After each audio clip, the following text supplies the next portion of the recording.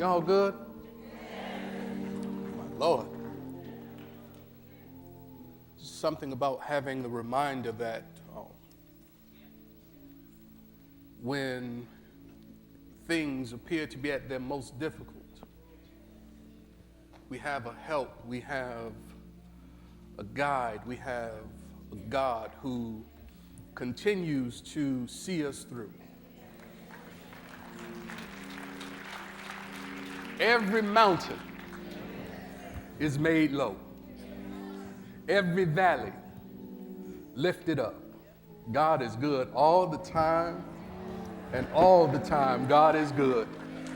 How about just a hand clap of praise for the goodness of God in your life? Make some noise if God has been good to you. Praise Him if He's been good to you. If He's been good to you. He's been good to you. If He's brought you through a mighty hard time. If He's been good to you. If He's been good to you. Amen. Amen. All right. I'm good now. I'm good now. I'm good now. I'm good. I'm good. I'm good. I'm ready. I'm ready. Yeah, so how has Fences been? Has Fences been all right? Fences been good to you? All right, and so we are at the fourth and final part of this Fences relationship series. And through this series, we've had an opportunity to look at love and relationships, specifically through the lens of a few characters from August Wilson's Fences. So we had an opportunity to share some time and some space and to get some insight into the thoughts, the feelings, the words, the actions, and the reactions of some of the more prominent characters. So we've heard from Troy, and we have some better insight into Troy. We had an opportunity to hear from Rose Lee, and Rose Lee, she didn't play with it. She put it right down on Front Street, and she said, don't get it twisted. You might have felt like you've been stuck, but I've been stuck being stuck next to you. Don't play. I don't feel like playing on this morning. We had an opportunity to hear from Bono, who was in the background, but who seemed to have a very natural and easy relationship with everyone. We have not yet heard from Corey. We heard from Lyons a little bit, but today we look at the relationship from the voice and perspective of Corey, because one of the underlying subtexts of the whole movie is this idea about being able to pursue your dreams even in the face of the most difficult odds. And so from the perspective of Corey, we take a look at how it is that we are not only related to God and related to ourselves and connected to our significant others, not only how we are connected from the parent-child relationship, and not simply how we're connected to our friends, but also recognizing and honoring the connection to the gift or the idea or the dream or the goal that God places in your soul. And what do you do when the people close to you don't care about what you care about?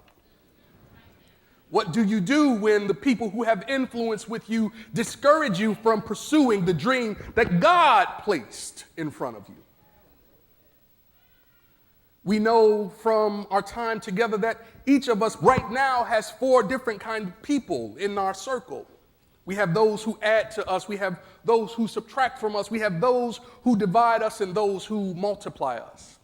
But when it comes to the dream that has been placed in your soul, the thing that you feel deep within the core of your being that you are to be doing, when someone else is a fence and a hedge around the dream that God is giving you, what do? You have to be able to pay attention to what's pulling you and not just pay attention to who's pulling you.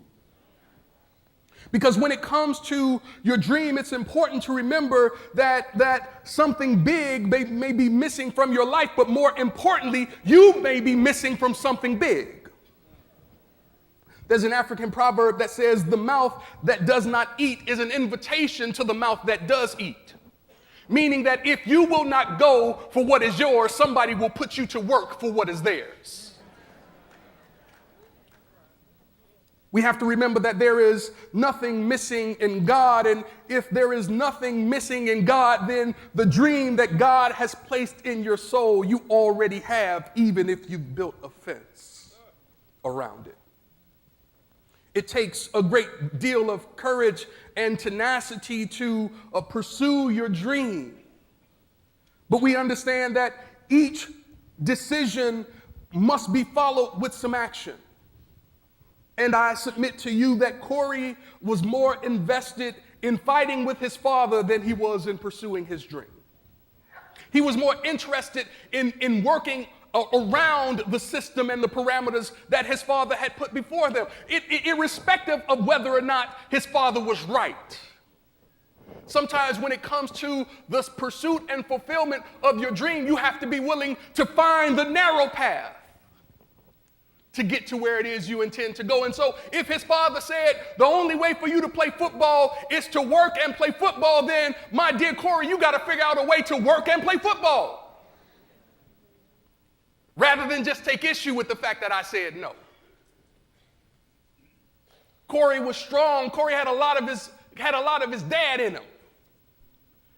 He had a lot of his dad in him. He had a lot of fight in him. How many of you know that sometimes we can fight for the wrong thing rather than fighting for the right thing?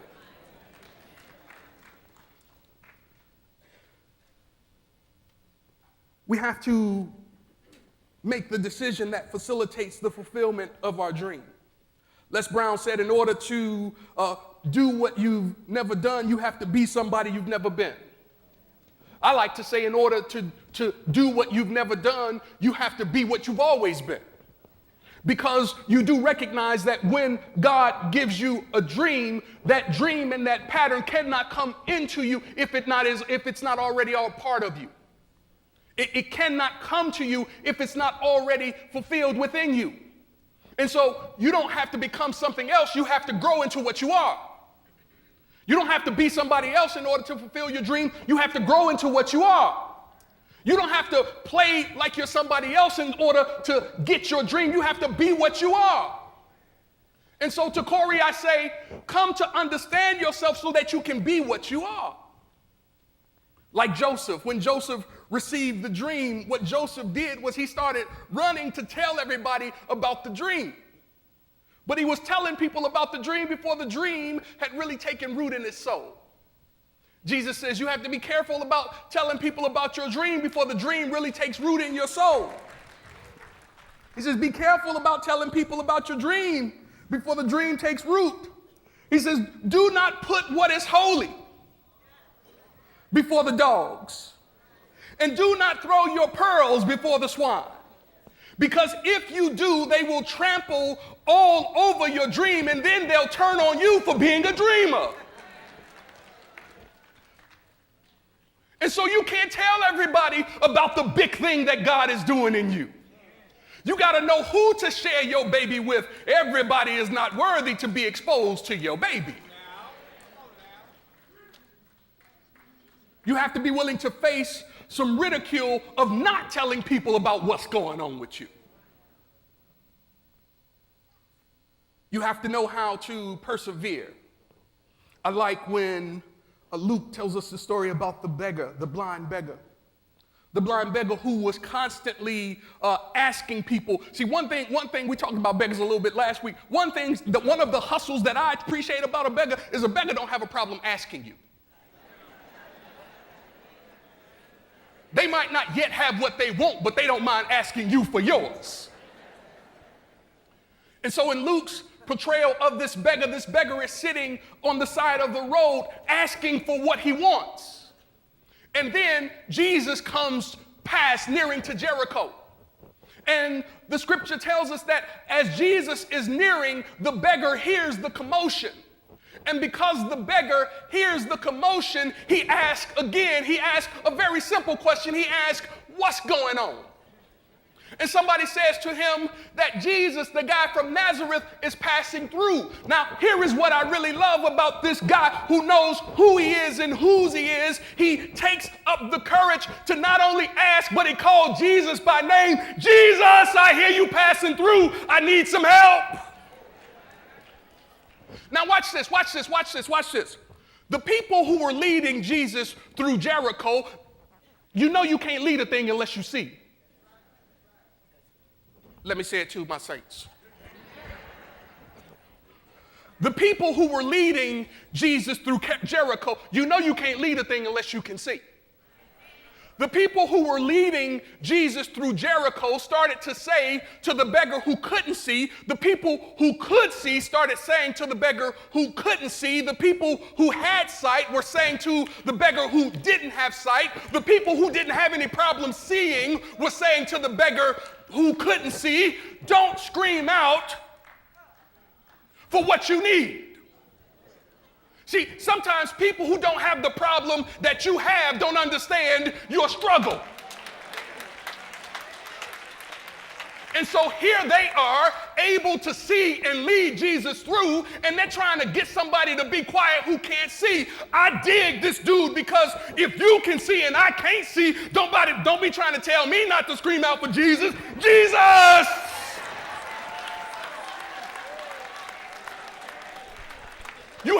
You have to be willing to scream out for what you want. Sometimes you have to scream out for your dream. You have to be willing to, in the face of all kind of adversity, press on towards your dream, because if they already got theirs, you better be trying to figure out how to get yours. I like this beggar. He didn't have any problem asking. He asked for what he wanted. He asked for what he wanted. He was always asking for what he wants. He was always asking for what he wants. I believe there's somewhere it says, ask and you shall seek, or ask and you shall receive, seek and you shall find, knock and the door will be. This beggar didn't mind asking. Called him again. They said, be quiet, man, be quiet. The teacher is passing through. Well, if he that good, he ought to come see me.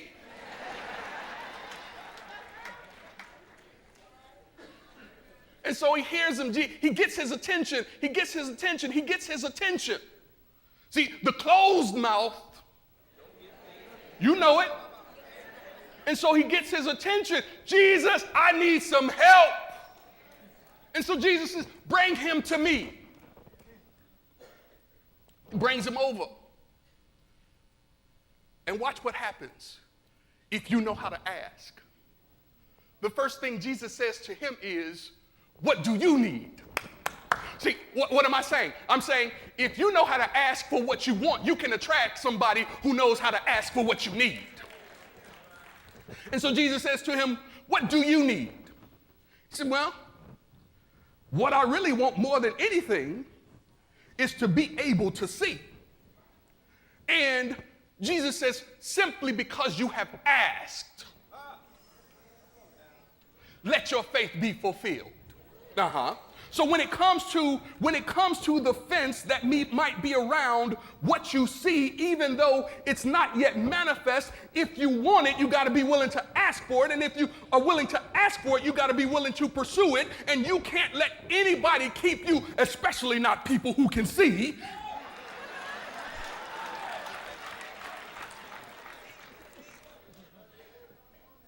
Do not let them keep you from your good.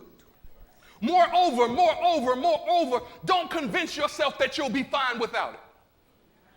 One of the number one debilitators of people who are dreamers is eventually they find comfort and make themselves believe that they'll be fine without it. If I don't get it, it'll be okay. Now the truth is, if you don't get it, you will be okay. But why settle for that? Because the same energy that it takes to be okay not having it is the same energy that it takes to be okay with it. So if you want it, don't convince yourself that you don't want it. Trying to hedge your bet, preparing for a rainy day. Because if you put your bucket out, somebody will fill it up. Don't convince yourself that you will be fine without it.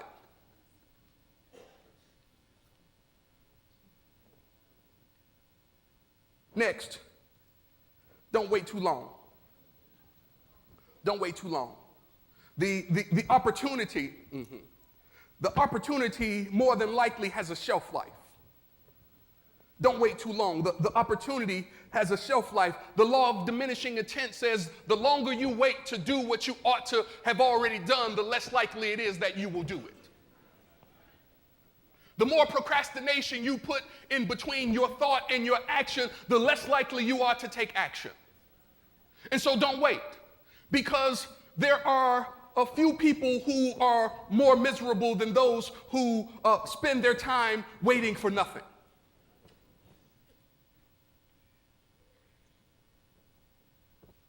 One of the great tragedies of life is getting caught waiting for nothing to happen. One of the best wastes of time is to find yourself on the treadmill of life waiting for nothing. When Far Easterners plant a Chinese bamboo tree, they spend the first 4 years watering and fertilizing the tree. And then in the 5th year, they again water and fertilize the tree. 5 weeks into the 5th year, the bamboo tree, the Chinese bamboo tree, grows 95 feet.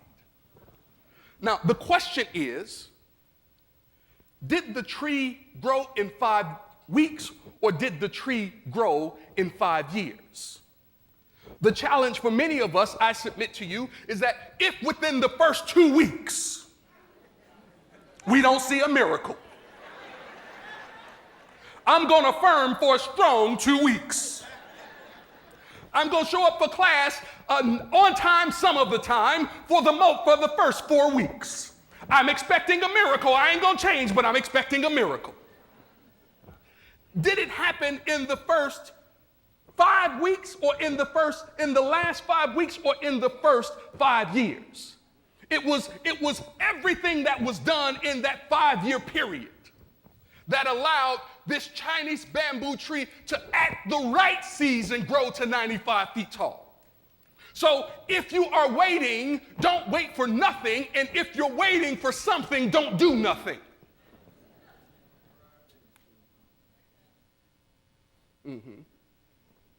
See, only some people embrace their dream, and even fewer actually pursue it. Because sometimes we face what I like to call a bout with doubt. I'll teach that later this year, a bout with doubt. And doubt shows up like this: I'm not the right person. I can't do this. I don't have what it takes. I don't have the talent. I don't have the skill. I don't have the education. I don't have the connections.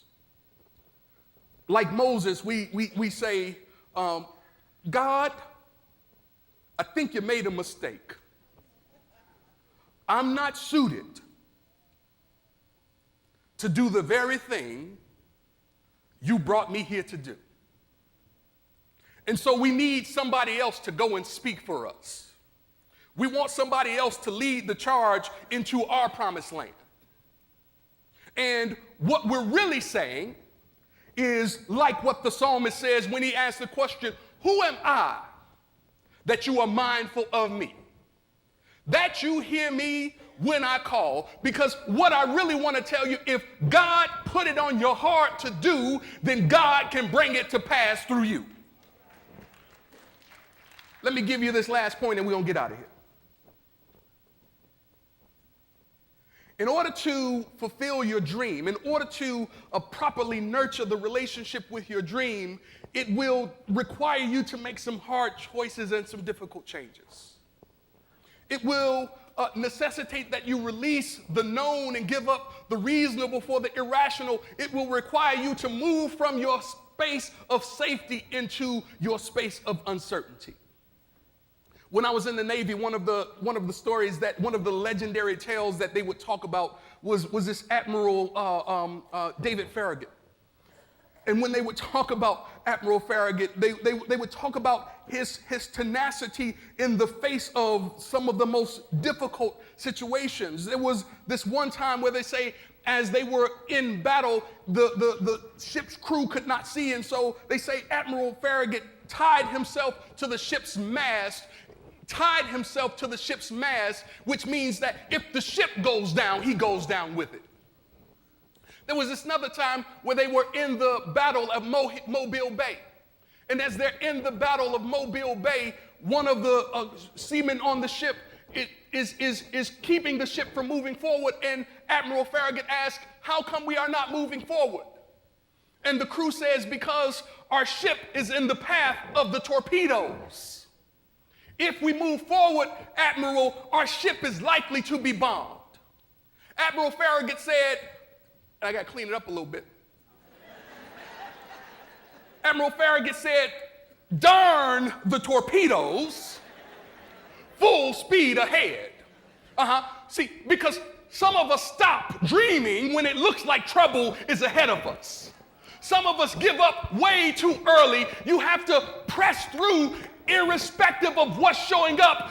Darn the torpedoes, full speed ahead, and the only way I stop is if the ship goes down. It takes that kind of tenacity and determination in order to overcome your fences. You got to be willing to kick a fence down so that you can get your breakthrough. It doesn't matter who built it. If it's limiting you, then you got to be willing to knock it down. If it's a hindrance to you, you got to be willing to overcome it. You got to be willing to say, darn the torpedoes, full speed ahead. Because here is what I know about you. You are the kind of person who can turn your opposition into your opportunity. In your bulletin, you have your fence post. And I want us to right now take our fence post and to put both hands on it. And to right now just take that fence post and hold it just like I'm holding mine. Take your fence post. Whatever your fence post is, whatever your limitation is, whatever your barrier is, whatever your wall is, whatever your fence is, do you have your fence post ready? And on the count of 3, we will break this fence post as a symbol of our power to do all things through Christ in us. Are you with me? Are you ready? Let's get it. 3, 2, 1.